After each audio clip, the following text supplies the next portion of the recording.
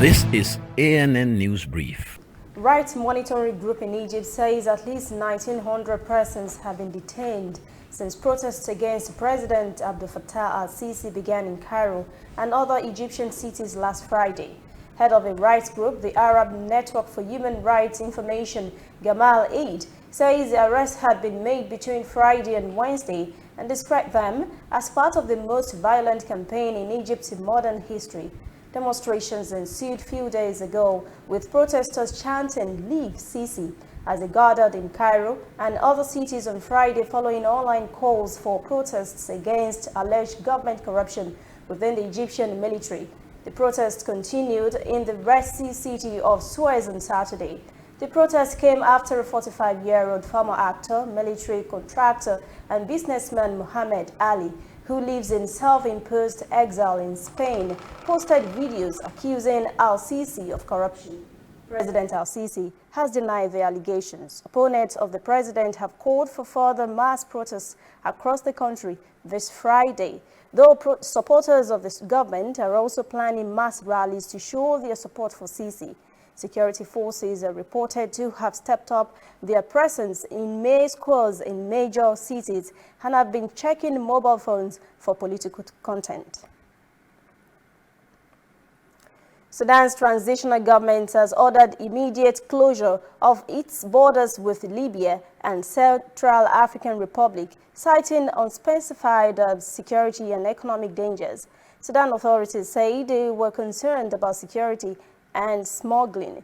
The announcement followed a meeting between Sudan Council and the government of South Darfur State, part of Sudan's Western Darfur region, an area that has been hit by conflict for more than 15 years. Sudan has often complained about arms trafficked through its borders with Libya and Central African Republic.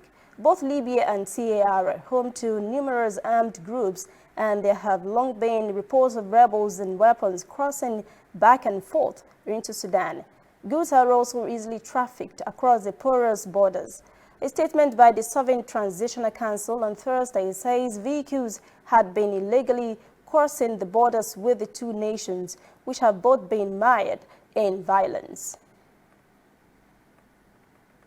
We'll return after this break. Whether in your house, at your office, on your phone or online, we are there. We have the facts behind the headlines. We cut to the chase with the news you really need. We cover every angle. We are the bigger, better news network. We are African News Network. ANN. Watch ANN News on MITV from a truly African spirit. Suspension of all flights between Somalia's capital, Mogadishu, and the southern city of Kismayo has led to medical shortages that could endanger lives. The Kismayo Hospital Director Hussein Sheikh Osman says General Hospital in the city is facing a lack of medicine and cannot refer any patient to Mogadishu or other cities in East Africa. He says medication and other hospital facilities have finished or are scarce.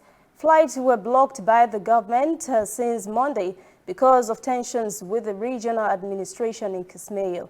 Sheikh Osman added that the only route that was open to fly patients is not available now, so there is a problem to evacuate some patients to hospital where they can help. Road travel to Kismayo from the capital has also been blocked by the Islamist militant group Al-Shabaab since 2012.